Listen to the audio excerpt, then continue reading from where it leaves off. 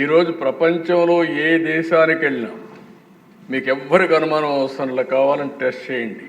ఒక పాష్ లొకాలిటీకి వెళ్ళండి, గట్టిగా తెలుగులో అరవండి, మొత్తం అక్కడ తెలుగు వాళ్ళు వచ్చి అక్కడ ఒక మీటింగ్ ప్లేస్ కాకపోతే చూడండి ఎట్లా సాధ్యమైంది.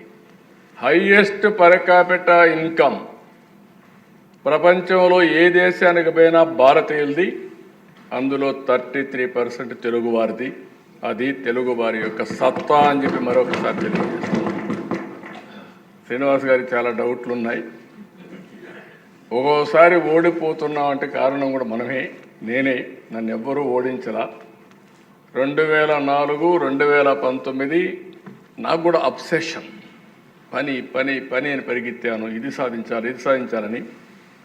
దాంతో కొద్దిగా ఎమ్మెల్యేలను సమన్వయం చేయడం కానీ, పార్టీని సమన్వయం చేయడం కానీ, పనులు చేయడంలో కొద్దిగా మనం పని ఒత్తిడి ఎప్పుడున్నా కొన్ని లాభసాలు వెళ్తాం. ప్రజల సమస్యలు తాత్కాలికంగా ఏమున్నాయో ఆ సమస్యలన్నీ పరిష్కారం చేస్తూనే, దీర్ఘకాలికంగా ఏం చేయబోతున్నా వాళ్ళకి చెప్పుతూనే వాళ్ళను కూడా భాగస్వాములు చేయగలిగితే ఎప్పుడూ గెలుపు ఉంటుంది. అందుకే నేను చెప్తున్నా, సూపర్ 6 చెప్పాం. మేలో తల్లికి వందనం, అందరికీ ఎంత అని చెప్పి అంతమందికి ఇస్తాం. రైతు కోసం అన్నదాత కింద 3 ఇన్స్టాల్మెంట్లో వాళ్ళకు డబ్బులు ఇస్తాం. అదే మరి మత్స్యకారులు కూడా జీవన వృత్తి, వాళ్ళకి పాపం ఆ సమయంలో వేటకు పోవడానికి వీలు లేదు, హాలిడే ఇస్తారు, వాళ్ళకు కూడా ఇవ్వాల్సిన 20,000 రూపాయల చొప్పులు ఇస్తాం. ఒక పక్క ఇబ్బందులున్నాయి, గుక్క దిప్పుకోలేని సమస్యలున్నాయి. కానీ ఆ రోజు మనం ఏదైతే చెప్పామో అవి చేస్తూనే ఇవన్నీ చేయాలంటే మళ్ళా సంపద సృష్టించాలి, ఆదాయం పెంచాలి, మళ్ళీ ఆదాయాన్ని కొంత సంక్షేమానికి ఖర్చు పెట్టాలి, మళ్ళీ ఆ డబ్బులు సంపద సృష్టించడానికి పెట్టాల్సిన అవసరం ఉంది. అదే సిద్ధాంతాన్ని అమలు చేస్తున్నాం. నా ఆలోచన ఒకటే, మనం శాశ్వతం కాదు, సమాజం శాశ్వతం.